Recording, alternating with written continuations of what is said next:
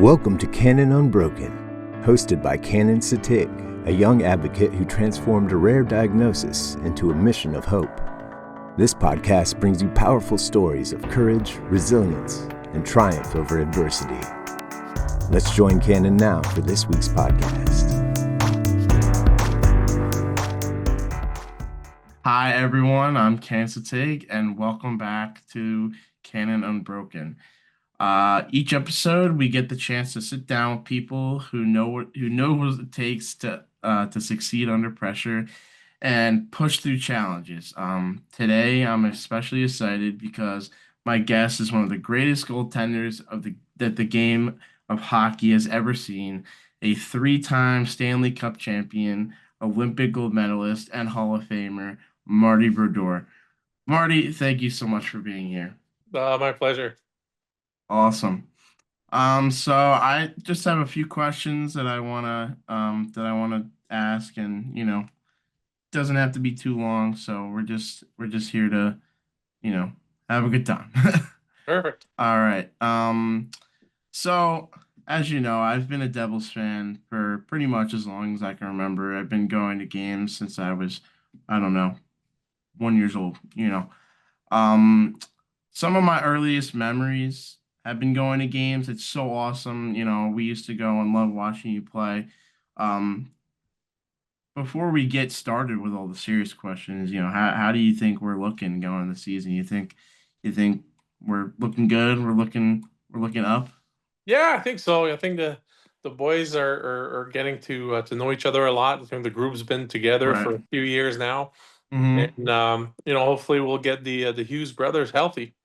If they are healthy, Yeah. we're definitely a different team.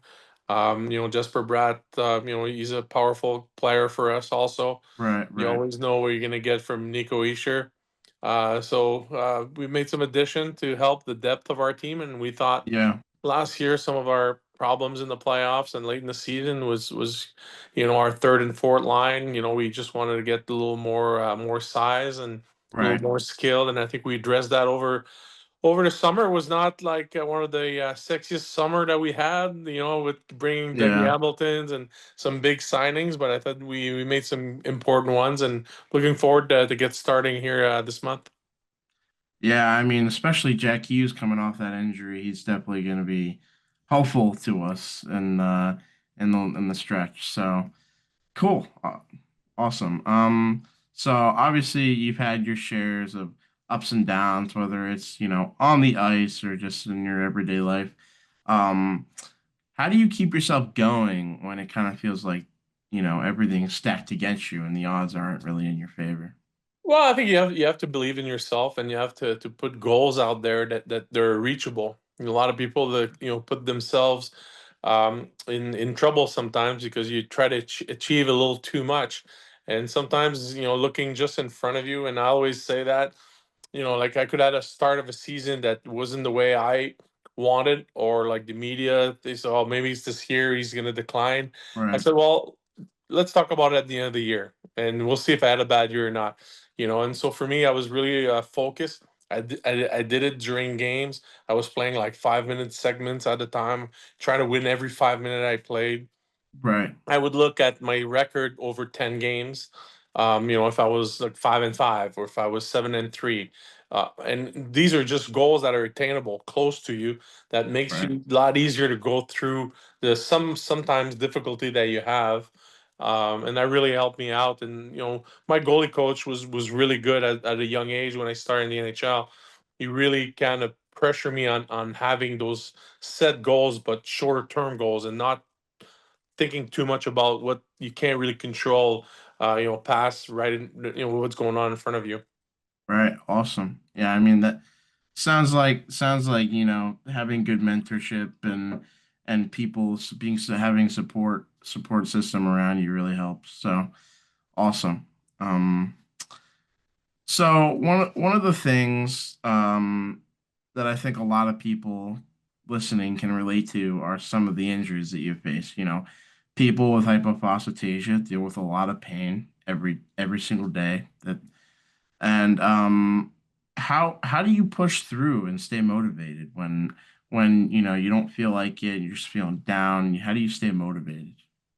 Well, again, I think it's like your mental fortitude, like how strong are you going to be to get through these injuries or those aches and pains that you have through a Right, hockey season.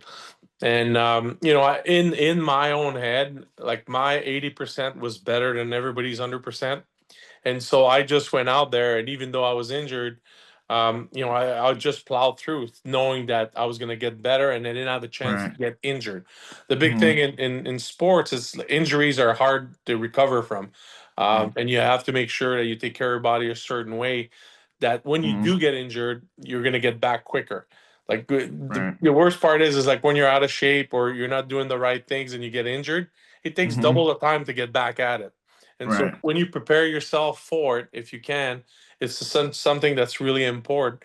And again, we play a sport for a living. Not I don't do it anymore, but I used to do it at a high level.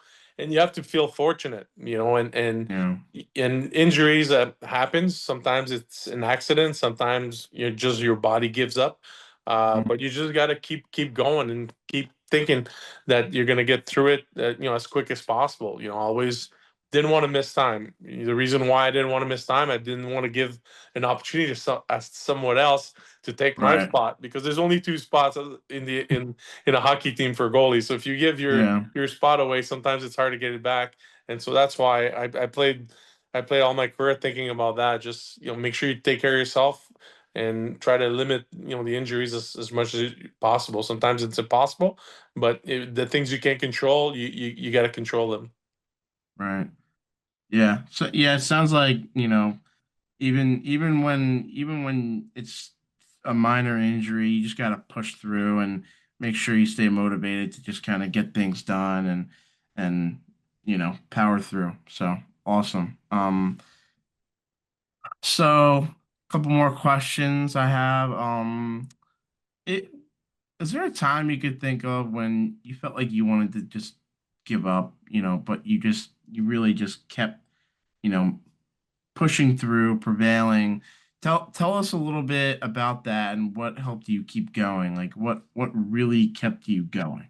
Well, at the NHL level, it never really happened. I thought, like I told you earlier, I was really fortunate, and I was really excited to have this opportunity to play in the NHL and play on a Hmm. good team. But when I was younger, all my friends would have fun. They would go, live up in Canada. They would go skiing. They would just have the parties. And for Yeah. me, because I was playing hockey, like I was really limited on what my social life looked like. Hmm. And I got a little bump. Didn't make the team I wanted to. I played on the second tier, Right. uh, and next thing you know, I saw my brother having fun, and I was like, you know what? Like, why am I doing this? I'm probably gonna never play in the NHL, and so I quit for about a week, Mm. and I could have quit for longer, but my big brother, came over. He says like, "Why are you not at practice?" I'm like, "I'm done with hockey." He goes, "Not you, no, you're not." And he grabbed me by the shoulder and dragged me to the rink. And if it wasn't for him, the support of my family, I probably just would have quit, just because, not because I didn't like it. It's just because I felt I was missing out on a lot. And the most important thing was right in front of me, and at that age I didn't see it, that Right. I had the potential of doing something great. And so to this day, I'm always thankful about my big brother grabbing me, even though it probably hurt me when he did it, just the nature of things. But no, so that's again, it goes back to the mentorship, the people around you, that really kind of help you, guide yourself in the lines that you need to go to achieve your goals. Right. Right. Sounds like we got to thank your brother for for pushing you there. But that's awesome. Cool. So now that you're on the coaching side of hockey, is there any advice that you would give to players to help them kind of like increase their physical or mental toughness in the game? Well, I think, like right now I'm on the management side, so I don't deal with the players Right. day in and day out. But you see trends about the kids that are successful that make it, and the kids that are Hmm. not making it. It's the love of what you're doing is the most important part, and that's what's going to give you the will of working out. The most important thing that you do, it's when people don't see you. Yeah. And that's where it's hard to motivate yourself to do the right things when you're not really accountable, but you're only accountable to yourself. And so what I would give anybody advice on, it's like, work hard as you can when people are not looking, and it's going to be a lot easier for you to perform under the pressure or under people's eyes when they look at you. And so these are things that you kind of learn by watching a lot of kids. I've been doing this for over 10 years since I retired, and you see the guys that are doing the work and they come back the following year. It's like, this guy's is a new guy. He only left for 3-4 months, and his mental approach, his physical ability, the way he's able to, the way he was able to gain a step on his skating, on his sticking, so all these things are really important. But again, it starts with you, because if you're told to do what all the time and you go home and you do something else, or you don't do the work that you're supposed to do, it's going to be hard, because you know what, the next guy just learned that lesson and is going to do it. And so, and it's a wheel that revolves really quickly. If you don't get on board, there's somebody else that's going to take your space. We're bringing in 6-7 new players every single season at the draft, and these guys are not ready until maybe 3 or 4 years down the road. And so there's a lot of people coming through that want your job, because everybody envies to play in the NHL. So you got to be ready for it. Yeah. Well, I mean, I can't thank you enough for taking the time to join me on my new podcast. Obviously, this is my second episode, so thank you for taking the time to come and be my second guest. So hearing your perspective on handling pressure and staying consistent, bouncing back from challenges, has really honestly been truly inspiring. So thank you so much. Thank you. It's my pleasure, and I just want to wish you good luck for the rest of your podcast, and you're doing a great job, so keep it up, buddy. Thank you. All right, well, that wraps up our second episode of Cannon Unbroken. Thank you all for tuning in, and we will see you next time. Thanks for tuning in to Cannon Unbroken. This podcast is proudly sponsored by Alexion AstraZeneca Rare Disease. Until next time, may your determination stay strong and define your path. Join Cannon on the next episode as he continues sharing stories that illuminate the way forward. If today's episode resonated with you, please subscribe, leave a review, and share it with someone who might benefit. To learn more about HBP and join their supportive community, visit the Soft Bones Foundation at www.softbones.org.